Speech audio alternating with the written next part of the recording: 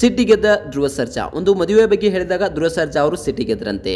So ಅಷ್ಟಕ್ಕೂ ಏನಾಯಿತು, ಒಂದು ಮೇಘನಾ ರಾಜ್ರವರು ಕಣ್ಣೀರು ಹಾಕಿದ್ರಂತೆ. ಸೊ ಚಿರಂಜೀವಿ ಸರ್ಜಾ ಅವರು ಮರಣ ಹೊಂದಿದಾಗಿನಿಂದನೂ ಕೂಡ ಒಂದು ಧ್ರುವ ಸರ್ಜಾ ಅವರ ಜೊತೆಗೆ ಒಂದು ಬಾಂಡಿಂಗ್ ಹೆಚ್ಚಾಗಿದೆ. ಒಂದು ಅಣ್ಣ ತಂಗಿಯ ರೀತಿಯಲ್ಲಿ ಒಂದು ಧ್ರುವ ಸರ್ಜಾ ಅವರಾಗಿರ್ಬೋದು, ಹಾಗೆ ಒಂದು ಮೇಘನಾ ರಾಜ್ರವರು ಆಗಿರ್ಬೋದು. ಸೊ ತಮ್ಮ ಎಲ್ಲ ವಿಷಯಗಳನ್ನು ಒಂದು ಧ್ರುವ ಸರ್ಜಾ ಅವರ ಬಳಿ ಶೇರ್ ಮಾಡ್ತಾರೆ. ಹಾಗೆ ಧ್ರುವ ಸರ್ಜಾ ಅವರು ಕೂಡ ತಮ್ಮ ಎಲ್ಲ ವಿಷಯಗಳನ್ನು ಒಂದು ಮೇಘನಾ ರಾಜ್ರವರ ಬಳಿ ಒಂದು ಅಕ್ಕನ ರೀತಿಯಾಗಿ ಶೇರ್ ಮಾಡ್ತಾರೆ. ಆದರೆ ಇದ್ದಕ್ಕಿದ್ದಂತೆ ಒಂದು ಧ್ರುವ ಸರ್ಜಾ ಅವರು ತುಂಬಾನೇ ಒಂದು ಸಿಟ್ಟಿಗೆದ್ದಿದ್ದಾರಂತೆ. ಸೊ ಒಂದು ಮದುವೆ ವಿಚಾರವಾಗಿ ಸಿಟ್ಟಿಗೆದ್ರ. ಸೊ ಏನನ್ನುತ್ತೆ ಒಂದು ಮೇಘನಾ ರಾಜ್ರವರ ಎರಡನೇ ಮದುವೆ ಬಗ್ಗೆ ಧ್ರುವ ಸರ್ಜಾ ಅವರ ಫ್ಯಾಮಿಲಿ ಯಾಕೆ ಒಂದು ಧ್ರುವ ಸರ್ಜಾ ಅವರು ಸಿಟ್ಟಿಗೆದ್ರು, ಇದೆಲ್ಲದರ ಬಗ್ಗೆ ಸಂಪೂರ್ಣವಾದ ಮಾಹಿತಿಯನ್ನ ಈ ಒಂದು ವಿಡಿಯೋದಲ್ಲಿ ನಿಮಗೆ ತಿಳಿಸ್ಕೊಡ್ತೀನಿ. ಅದಕ್ಕೂ ಮೊದಲು ನೀವು ನಮ್ಮ ಚಾನಲ್ಗೆ ಹೊಸಬರಾಗಿದ್ರೆ, ನೀವು ಇನ್ನೂ ನಮ್ಮ ಚಾನಲನ್ನು ಸಬ್ಸ್ಕ್ರೈಬ್ ಮಾಡಿಲ್ಲ ಅಂದರೆ ಈ ಕೂಡಲೇ ಸಬ್ಸ್ಕ್ರೈಬ್ ಮಾಡಿ.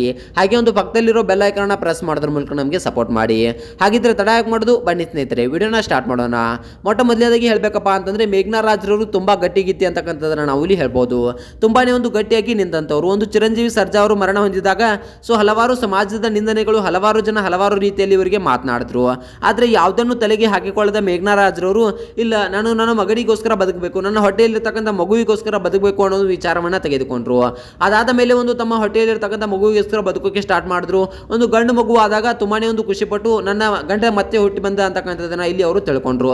ಅದಾದ ಮೇಲೆ ಏನಾಯ್ತಪ್ಪ ಅಂತಂದ್ರೆ ಒಂದು ತನ್ನ ಮಗನಿಗಾಗಿ ಬದುಕೋಕೆ ಸ್ಟಾರ್ಟ್ ಮಾಡಿದ್ರು. ನನ್ನ ಮಗನೇ ಎಲ್ಲ, ನನಗೆ ನನ್ನ ಮಗನೇ ಸರ್ವಸ್ವ.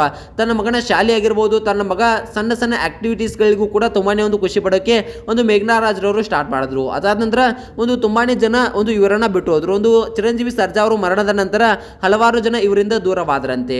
ಒಂದು ಇವರ ತಂದೆ ತಾಯಿಯವರು ಇವರಿಗೆ ಎರಡನೇ ಮದುವೆ ಆಗುವಂತೆ ಫೋರ್ಸ್ ಅನ್ನ ಮಾಡಿದ್ರಂತೆ. ಆದ್ರೆ ಆಗ ಯಾವುದೇ ಎರಡನೇ ಮದುವೆ ಬಗ್ಗೆ ಇವರು ಒಂದು ಮಾತನಾಡಲಿಲ್ವಂತೆ. ನನಗೆ ಎರಡನೇ ಮದುವೆ ಬೇಡ, ಸೊ ಎರಡನೇ ಮದುವೆ ಬಗ್ಗೆ ಯಾರು ಕೂಡ ಮಾತನಾಡಬೇಡಿ ಅನ್ನೋ ಮಾತನ್ನ ಇಲ್ಲಿ ಮೇಘನಾ ರಾಜ್ರವರು ಹೇಳಿದ್ರಂತೆ.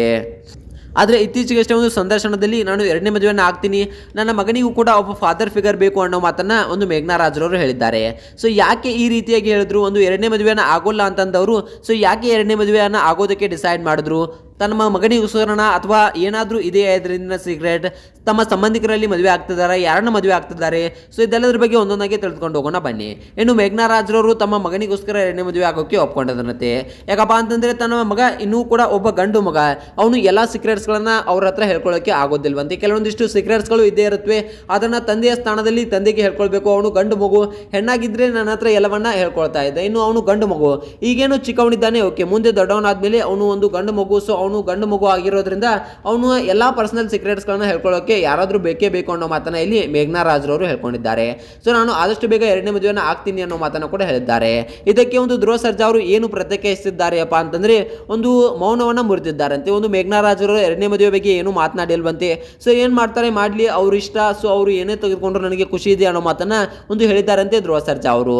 ಸೊ ಇನ್ನು ಕೆಲವೊಂದಿಷ್ಟು ಅಭಿಮಾನಿಗಳು ಇವರು ಎರಡನೇ ಮದುವೆನ ಆಗಬಾರ್ದು ಅನ್ನೋ ಮಾತನ್ನ ಹೇಳಿದ್ರೆ, ಇನ್ನೊಂದಷ್ಟು ಅಭಿಮಾನಿಗಳು ಇವರು ಎರಡನೇ ಮದುವೆನ ಆಗಲಿ, ಒಂದು ಒಳ್ಳೆಯ ಜೀವನವನ್ನು ರೂಪಿಸಿಕೊಳ್ಳಿ ಅನ್ನೋ ಮಾತನ್ನ ಹೇಳ್ತಾ ಇದ್ದಾರಂತೆ.